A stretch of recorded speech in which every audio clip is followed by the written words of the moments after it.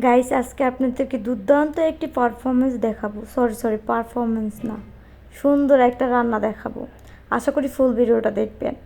সবসময় তো আমরা করলা ভাজি খাইছি, করলা তো ঝোল খেয়েছি, করলার শরবতও খেয়েছি, কখনো কি করলার ভর্তা খেয়েছি? তো আজকে চলেন আপনাদের আমি করলার ভর্তা করে দেখাবো। আর অবশ্যই জামাইদের, গ্রামের ভাষায় একটা কথা বলে ভাতার, ভাতাদের উপরে যদি কোনো অভিমান বা তাদের গোষ্ঠীর উপরে যদি কোনো ইয়া থাকে তাহলে এটা রান্না করবেন। চলেন গাইস। তো এরপরে করলাটা আমি ওই যে স্লাইস স্লাইস করে কেটে নিচ্ছিলাম। একটা করলাই হয়ে যাবে। আর ফ্যামিলিতে যদি বেশি মানুষ থাকে তো বেশি করলা নিতে পারেন। এটা কিন্তু স্বাস্থ্যের জন্য খুব উপকারী একটা সবজি। সব কিছুই আমাদের স্বাস্থ্যের জন্য উপকারী, কিন্তু করলাটা কিন্তু অনেকটাই উপকারী। তো এভাবে গোল গোল করে কেটে তারপর করলাগুলো কিন্তু আমি যে ধুয়ে নিয়েছি। তো এখানে আমার লাগতেছে করলা, তারপর পেঁয়াজ, রসুন আর কাঁচামরিচ। তো ওখানে করলার কিছু দানা ছিল, আর অবশ্যই করলার দানাগুলো কিন্তু ফালাবেন না, কারণ এটা ভর্তা করলে আলাদা করে আরও বেশি টেস্টি হয় খেতে। যাই হোক, এখন চলেন রান্নার পর্বে চলে যাই। তো প্রথমে আমি একটা তাওয়া বসিয়ে দিয়েছি, তার ভিতর পরিমাণ মতো সরিষার তেল দিয়ে দিব। আর এই ভর্তাটা করতে অবশ্যই সরিষার তেল প্রয়োজন। তারপর দিয়ে দিলাম আমার সতীনকে তাওয়ার উপরে, যেমন শুকনা মরিচ স্যানুত করে জ্বলে। কারণ কেন এটা বলছি জানেন? কারণ এটা বলার কারণ এই মরিচটা যখনই আমি বাটি তখনই আমার হাতে খুব বেশি জ্বালাপোড়া করে। মানে যেমন একটা সতীন সংসার আসলে যেরকম জ্বালাপোড়া করে, সেম এই অবস্থা। আপনারা আবার আমার কথা হাসছেন না, বুঝছেন? কারণ আমার হাতে এই মরিচটা বাটলে এরকম হয়। তাই এটা আমার সতীন, বুঝছেন? এরপর মরিচগুলো কিন্তু ভাজা হয়ে গেল। সতীনরা কিলায়ে কুলায়ে ভাজা, এরপরে দিয়ে দিলাম করলা। শ্বশুর 14 গোষ্ঠীরে দিয়ে দিলাম। ঠিক আছে, এখন তাদের উপরে প্রতিশোধ নিচ্ছি। ভাই বলবেন যে শ্বশুরের 14 গোষ্ঠীর উপর প্রতিশোধ কিসের? ভাই আমার কোনো প্রতিশোধ নাই। অনেক আপুরদের এমন থাকে, কারণ আমার শ্বশুর শাশুড়ি আমাকে খুব বেশি আদর করে। যাই দুষ্টামি করতেছিলাম, একটু ফানি ভিডিও করতেছিলাম, জানি আপনারা একটুখানি হাসেন। তো ফাইনালি কিন্তু আমার করলাগুলো সুন্দর করে একবারে এপুট ওপুট করে একবারে শ্বশুর 14 গোষ্ঠীকে ভেজে নিয়েছি, মন মতো কালা করে ফেলেছি ভেজে।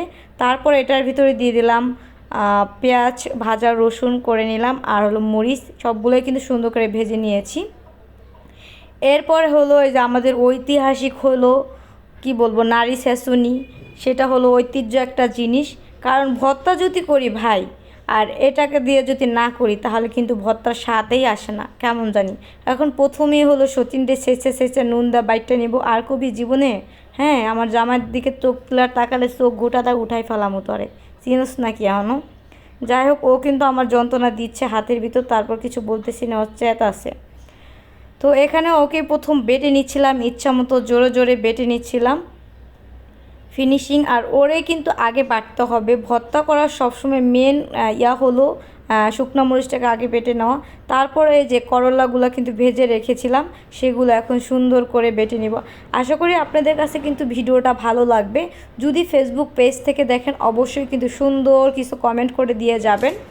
আর যদি ইউটিউব চ্যানেল থেকে দেখেন তো অবশ্যই চ্যানেলটাকে সাবস্ক্রাইব করে দিয়ে যাবেন এবং সুন্দর একটা কমেন্ট করে দিয়ে যাবেন। আশা করি আপনাদের কাছে অনেক ভালো লাগবে।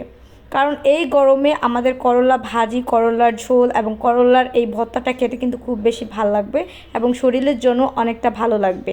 ঠিক আছে, এটা একবার কম পরিমাণ ভর্তা করলে খুব বেশি ভালো লাগে। তো ফাইনালি কিন্তু এই যে বাটাবাটি করে আমি পুরো একবার মিহি করে ফেলেছি। তো এখন এগুলাকে করবে। আর সবচেয়ে ঐতিহাসিক একটা জিনিস কি, যে ছোটোবেলা সবসময় দেখি যে দাদুদের দেখেছি, নানুদের দেখেছি, এখন এরকম হয় না। এখন বললে ওরা ওরকম করে। ভর্তা বানাইলে আগে কি পাটায় ভাত মাখতো আর সবাইকে ডাকতো, এই এক নকমা খেয়ে যা, এক নকমা খেয়ে যা। তো আমি কিন্তু সবসময় যদি ভর্তা করি পাটায়, তো সবসময়ই একটু ভাত পাটার মধ্যে মাখি, কারণ আমার খুব বেশি ভাল লাগে খাইতে লেগা। যাই হোক, ভর্তাটা করার পরে এরপরে কিন্তু আমি আবার এখানে একটু খাঁটি সরিষার তেল দিয়ে দিচ্ছিলাম। আর অবশ্যই এটা কিন্তু শেষে একটু তেল দিয়ে দিবেন। এটা খেতে খুব বেশি মজা হয়েছিল।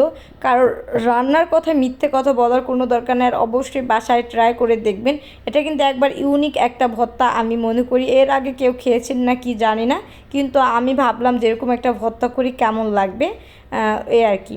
তো এখানে দেখেন পাটার ভিতরে একটুখানি ভর্তা কিন্তু আমি রেখে দিছি। তো এরপর এখানে ভাত নিয়ে নিয়েছিলাম। তো এখন হলো এটাকে আমি এখন মেখে খাবো। আমার তো মানে তর সহ্য হচ্ছিল না ভাই, কখন হলো মাখবার খাবো। আমার মনে হয় 2 ডাবল খিদা লেগে গেছে এই ভর্তা বানানো দেখে, কারণ আমার ভর্তাটা খুব বেশি পছন্দ এই আর কি। এর সাথে যদি আমার একটা মাছ ভাজা হয় তাহলে তো আর কথাই নাই, মনে হয় যে আমি লাখ টাকার খাবার খাইতেছি। আমার মতো কে কে আছেন আপুরা অবশ্যই বলবেন যে ভর্তা করলে এভাবে পাটায় ভাত মেখে খেতে খুব বেশি পছন্দ করেন। দেখেন কি সুন্দর একটা কালার আসছে। আর নোকমাটা কি কে খাবেন বলেন বলেন, কে খাবেন, কে খাবেন? তো এই যে হলো নোকমাটা মুখে দেওয়ার সাথে সাথে ভাই আমি তো আর কথা বলতে পারছি না, এত কেন স্বাদ। মানে আলহামদুলিল্লাহ অনেকটাই মজা হয়েছিল।